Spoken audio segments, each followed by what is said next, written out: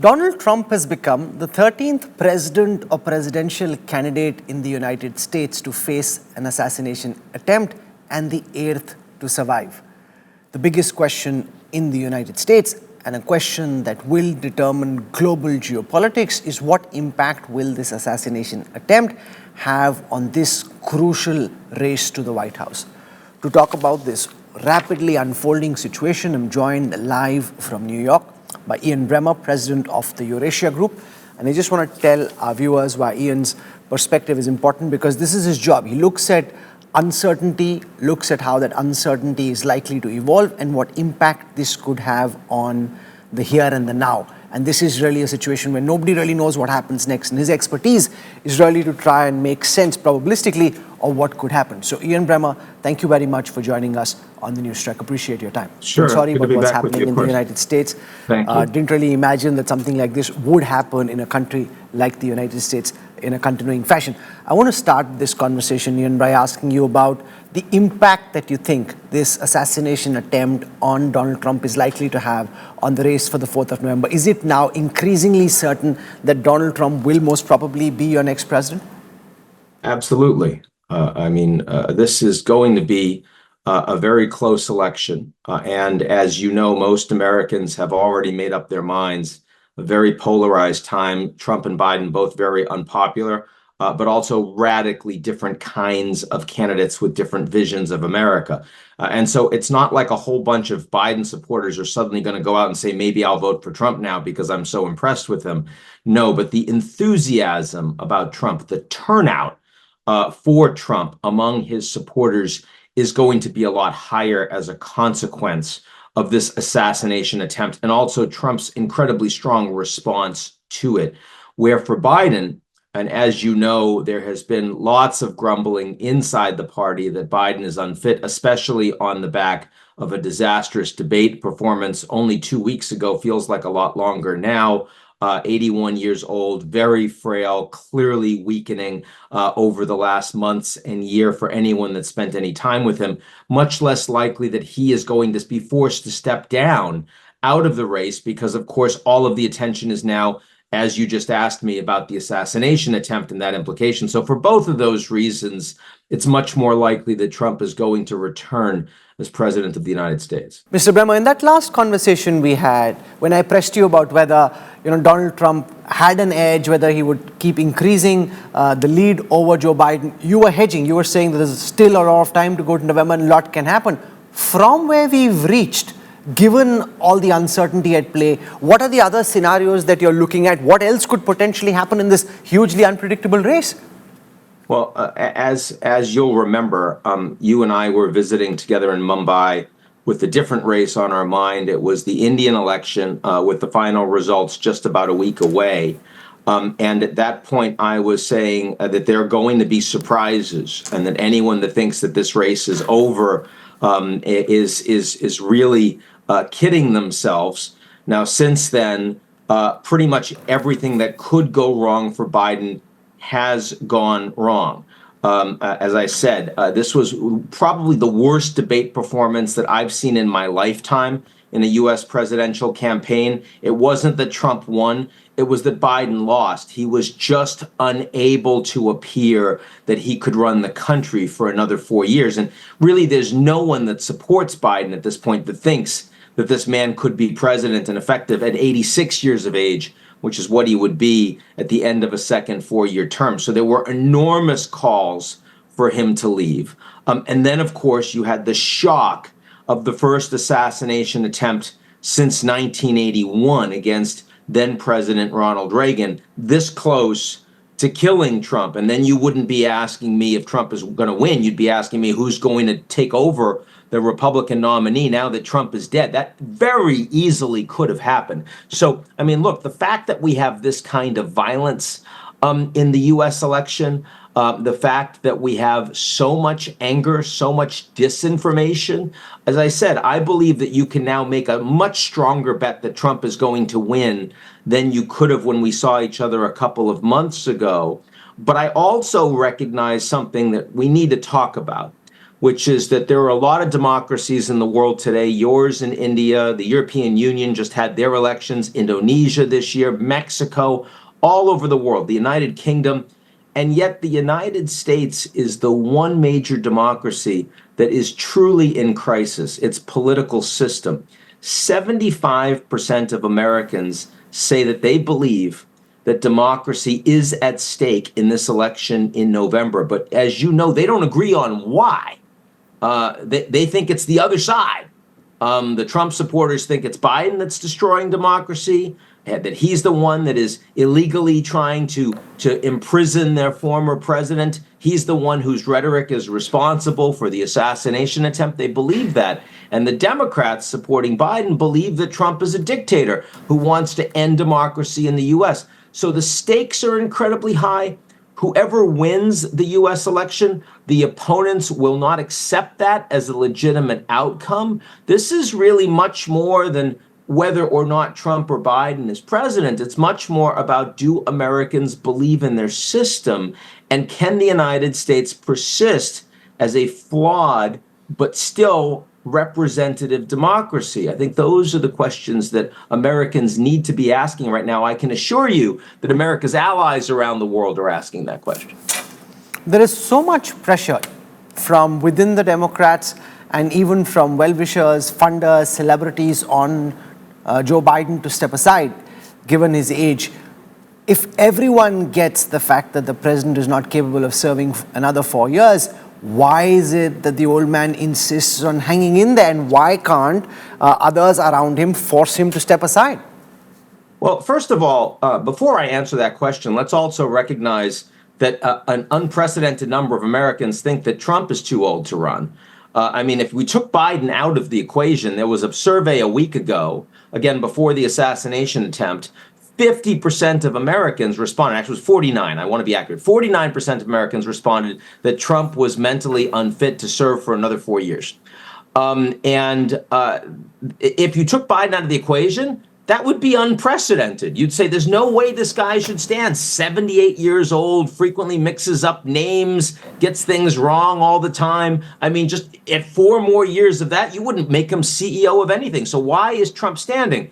But of course, you know, the Republican Party has fallen much more in line behind the individual of Trump. The Democrats are much more willing to express their anger, their dissatisfaction with their candidate. Now, that same survey I mentioned, 49% against Trump, 74% of Americans said that they believe that Biden was unfit to serve for another 4 years, physically and mentally. And again, that is absolutely unprecedented. But Biden has to be willing to step down, and he hasn't been. And you know, the people that have been talking about it, it's not as if it's been a secret. I mean, every head of state and CEO I talked to that's been meeting with Biden over the last year and a half has spoken in various ways about how he has slowed down. In the last week in the NATO summit in the U.S., I had leaders telling me that the last time that he met with Biden, Biden didn't recognize him. This is someone that's met Biden dozens of times. Biden didn't recognize him. And that he's, you know, he doesn't hear well, and that he sometimes, you know, sort of zones out during a meeting. I mean, that's not okay to be president. But you're right. A lot of people have been working to try to convince Biden to step down. Certainly Obama and his advisors quietly, Nancy Pelosi, the former speaker, a little less quietly, George Clooney, but he came out because of a fundraiser in California, and everyone at that fundraiser knew that Biden was just not with it, but no one said anything except for the right wing, using it to weaponize the Trump election against Biden. And so the Democrats were defensive, and they circled the wagons, and they said, no, he's just fine.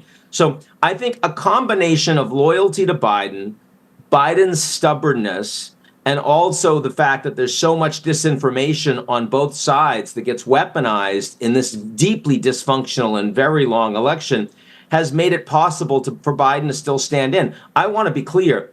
I think Biden is very likely to lose. I think if he were to stand aside, another candidate, most likely, almost certainly Kamala Harris, the vice president, because that's who everyone would get behind around Biden, would have a better chance of beating Donald Trump. Is that better chance 50%? No, not right now. Now, Donald Trump has picked J.D. Vance, the Ohio senator, as his running mate and potential vice president. Of the options that were on his plate, what do you think J.D. Vance's selection suggests about the kind of presidency Donald Trump hopes to run? Yeah, I'm not surprised about that. I was with our friend Fareed Zakaria over the weekend and said I thought Vance was going to get it. And I'll tell you why. Back when Trump was running for president the first time, he didn't think he was going to win.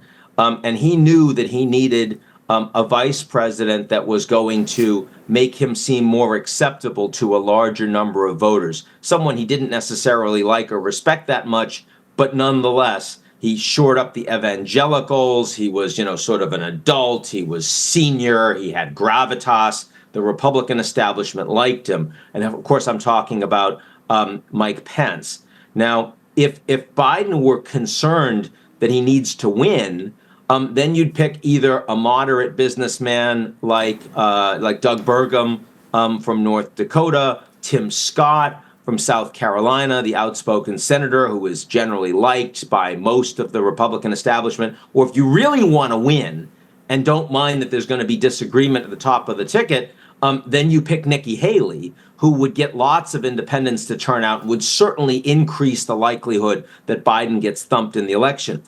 But if you already think you're going to win and you want to go with the person who is most like you, who is most capable of driving your agenda, then you go with J.D. Vance. And Trump has confidence that he's going to win. 39-year-old guy who used to say that Trump was, essentially like Satan. He once referred to Trump as America's Hitler, said he was cultural heroin for the American working class. He described himself as a never Trumper, said he was even thinking about holding his nose and voting for Hillary. This is J.D. Vance, right? This isn't a Democrat. And now he's on Trump's ticket. But the thing about J.D., he's very capable. He's very smart. And he is also most willing to hitch his wagon effectively. He's incredibly politically ambitious. He doesn't have any ideological true north. He's very like Trump in that regard. He wants to win. And for Vance and for Trump, it's not about leading the country. It's about winners and losers. And that's the enemy side is your enemy. It's not about public service and bringing the country together. It's about winning at any cost. And it doesn't matter who gets in your way, you knock them down. And I think I know that Trump said that he was going to, after the assassination attempt, give a more unity speech. And I wouldn't be surprised if he does that. You'll remember his first State of the Union back in 2017 was also a unifying speech. It lasted for exactly as long as the teleprompter, and then he went back to Trump. I think that's what we're going to see here. This is going to be an incredibly divisive ticket. It is going to lean in to making America great again themes, MAGA themes, and America First themes. And it's going to be incredibly polarizing. I think that Vance does not get additional votes for Trump, but Trump doesn't think he needs them. What he gets is a much stronger capacity to run the country the way he wants to. And that's what I think. So let's spend some time there, because you're saying it's now increasingly likely that Donald Trump will be president again. From the moves he's made in public and from all his statements, what's your best understanding of the kind of president he's likely to be in his second term? And I want you to explain this in the context of U.S. governance and policy in the first instance, and then we'll come to the rest of the world. Okay, in terms of U.S. governance, I think that the markets, for example, like Trump the first time around, you'll remember they went up when he was elected. Why? Lower taxes, lots of deficit spending, less regulation, more support for CEOs, big industry, less focus on climate change, more focus on allowing American growth, also significant U.S. industrial policy. That is the orientation from a policy perspective. I do think that on the difference with a second Trump administration is that Trump feels much more vindictive this time around. He's been impeached twice, indicted dozens of times, convicted on 34 felonies, and now has faced an assassination attempt. And he blames the Democrats for all of that. He blames them personally. He thinks it's wrong. He thinks what they're doing is illegal. They're politicizing their power. He blames the left-wing media for that, who he refers to as enemies of the people. And I think one of the other things he will do in terms of governance will be to go after those people, to make them into priority enemies. And that means that he will try to politicize and weaponize the Department of Justice, the IRS, and the FBI, which does potentially lead to a new McCarthyism in the United States, which also considerably strengthens the incumbent party.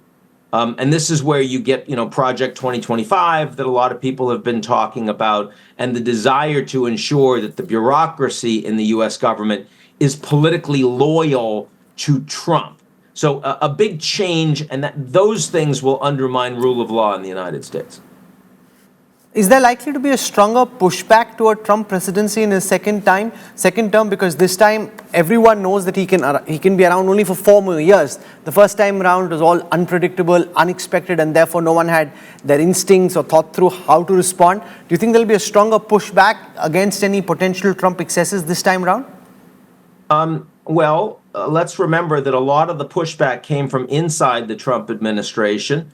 And so the question will be, will he allow the kind of professionals that don't agree with him and a lot of what he wants to do in the inner circle? I think it is less likely. I think he's learned more lessons over 4 years of governing. You've seen that in the campaign. He's running a much more disciplined campaign this time around than he did before. I suspect that will also play through in terms of governance. Now, more broadly, if Trump wins, it is quite likely that he's going to have a majority in the Senate.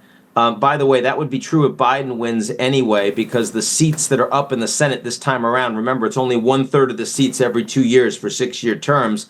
These seats are more vulnerable for the Democrats, so they likely have the Senate. They might get rid of the filibuster. You now have a Supreme Court that has just ruled that any official act by the U.S. president has impunity, according to the court, and he's likely to have the House. So, the ability for there to be checks and balances on power of Trump will be much more limited in 2025 than they were back in 2017. What could a potential Trump presidency mean for India and for the rest of the world? How is Trump 2.0 likely to be different from the first version that we saw? You may remember, you and I have spoken about this on a couple of occasions now. I think that India is one of the few countries in the world that is actually in a very good position with the United States, irrespective of who wins. I think that Modi has a strong relationship with Biden. He has a strong relationship with Trump. You'll remember the Howdy Modi rally in Texas that Trump attended with like 100,000 people. And Trump gets along with Modi quite well. He sees Modi as a strong leader. He's going to have 15 years now of, sort of unbroken, undiminished leadership. Didn't perform as well in the last elections, has to have a coalition. But from Trump's perspective, that doesn't matter one bit. So I don't see a big change in terms of India's direct bilateral relationship with the United States. But around the world is very different. The biggest thing I should mention is that Trump really focuses on tariffs as a tool of U.S. policy. He focuses on trade balances. He wants to have a 60% tariff on all Chinese exports to the United States and a 10% tariff on all goods coming into the U.S. from around the world. The Peterson Institute in Washington, D.C., nonpartisan economic group, has said that if that was implemented, it would have a 1.8% negative impact on American GDP in the first year. That's pretty significant. So, that would be the biggest near-term impact from foreign policy globally from Trump. Also, the person driving that policy is Robert Lighthizer, former U.S. trade rep under Trump in the first term. He's from Ohio. He's been a big supporter of J.D. Vance, who's also from Ohio. I think it's very likely that Lighthizer becomes Secretary of Treasury now, so that makes these policies more likely to be implemented. More broadly, Trump is a unilateralist. He's not isolationist, so he doesn't like the European Union because it's a multilateral grouping that he thinks can beat up on the United States, and they're stronger in numbers. He liked Brexit. He wants Frexit. He likes Orban from Hungary, likes the Eurosceptics, Le Pen from France. So that'll be a huge tension with European leaders. He also wants the Americans to end the war in Ukraine. J.D. Vance, as well, strongly opposes any further aid to Ukraine. The Republicans, as a party, want to keep that aid going. He wants a ceasefire. Certainly, he'll be more oriented to talk to Putin immediately once he wins the nomination. So let me pause you for a second to spend a little bit more time on the Russia-Ukraine war. If Trump does what you're saying, which is to cut off funding, put pressure on NATO, not be as friendly with Zelensky and Ukraine, how could that impact the future of the Russia-Ukraine conflict? Yeah, well, I mean, it's enormous impact in the sense that the United States is the biggest military supporter of Ukraine, even though all in the Europeans have spent more economically than the Americans have. And so, I mean, assuming that Trump wins and he says he wants to end the war, what he does is he tells Zelensky, I'm not going to give you any more support unless you're willing to freeze the conflict where it is, which means the land that Russia presently occupies, they continue to occupy it. You can't do anything about it. Zelensky's not going to support that, but Putin will. Putin will say, sure, I'll talk to you about that. And that puts Russia in a much better position. Now, the other thing about Trump is that unlike Biden, who has made sure that his policies have been aligned with American allies on Russia every step of the way, Trump does not care. He's going to make these decisions himself, and he'll let the Europeans read about it in the New York Times. Or the Wall Street Journal. So the potential that the Europeans get misaligned from the United States on an issue that they consider to be existential, I think is very high. The other big trend that's playing out is the growing geopolitical divide between China and the United States. Joe Biden has largely taken forward the policies of Donald Trump. But if Trump comes back a second time, do you think the division of the world into two blocks and the trend towards a Cold War 2.0, does that exacerbate? Is that likely? Or will Trump be transactional and business-like and find some way of ensuring the situation doesn't spiral out of control? Well, I think we don't know, and we don't know for a couple reasons. I mean, as you know, the Chinese economy is not performing well right now, and that is a serious problem for them. And that has meant that they have tried to avoid unnecessarily escalating conflict with the U.S. over the last almost 1 year. Now, if Trump comes in and he says, I'm going to hit you with all of these really heavy tariffs, it's possible China throws that playbook out and says, okay, we're going to hit you back, and we don't care if it costs us because we have no choice, and we're going to work to split U.S. alliances because we know a lot of allies don't like Trump, so maybe we can pick some countries off in Europe. Maybe we can pick some countries off in Asia. That's one possibility. Or it might be that the Chinese are so concerned about the impact that this hit will have on them that they say we need to cut a deal with Trump. And Trump is transactional. If he looks like he can get a great deal with the Chinese and look like a winner, he doesn't care that the Chinese are nominally ideological enemies of the United States. He'll say, I can work with them. I mean, for Trump, he truly doesn't care if you're a democracy and authoritarian state. If you've got money, you're going to write a check, you're going to make him look good. Just like when he was a real estate guy. He doesn't care who buys his property. If you've got more money, you're going to get it. You can be a criminal, doesn't matter. So, I mean, that is the way he thinks about the China relationship. And I think there's enormous uncertainty. It's kind of funny because China is the one policy where Trump and Biden have implemented basically the same sort of framework over the last 8 years. But the outcomes of a Trump administration on China could be very, very different. Lastly, when we spoke last, you said that there are 5 months to go. A lot can happen. Now there are about 3.5 months to go before the elections. This is the most important election in the world, make no mistake. What are the scenarios that you evaluate? What else could still potentially happen, go wrong, go right in either direction? What are the big risk factors that you're looking at this moment? Look, the Germans had just foiled a plot with the United States for Russia to try to kill the CEO of the leading defense company there. I mean, the potential that this proxy war that the West, NATO, is fighting, supporting Ukraine after the Russian invasion, could get a lot worse. I mean, you could have a Cuban Missile Crisis before November. It's not likely, but it wasn't likely that there was going to be an assassination attempt against Trump. Not because there aren't wackos with guns in the US. There are lots of them, but because the Secret Service should have gotten that guy. Like, he was an amateur, but they failed, right? I mean, I could see North Korea that is, deciding that they want to test the nuke, or maybe they, send some missiles into South Korean airspace, and God forbid, maybe there's an incident, maybe someone gets killed. That's a possibility. I mean, I think that there are enormous look, Biden could die. I mean, he's 81 years old. He could have a massive health incident at the last moment, and he could have a serious heart attack. Who knows? And someone has to replace him. Even after the convention, you're right. I mean, this is the fact that the American election takes almost 2 years and costs billions of dollars, it's a tragedy. It's not the way an election should be run. France, the UK, they just showed the world how you do elections. Short, sweet, everybody respects the other side. Once it's over, you go back to work. That's not where the United States is.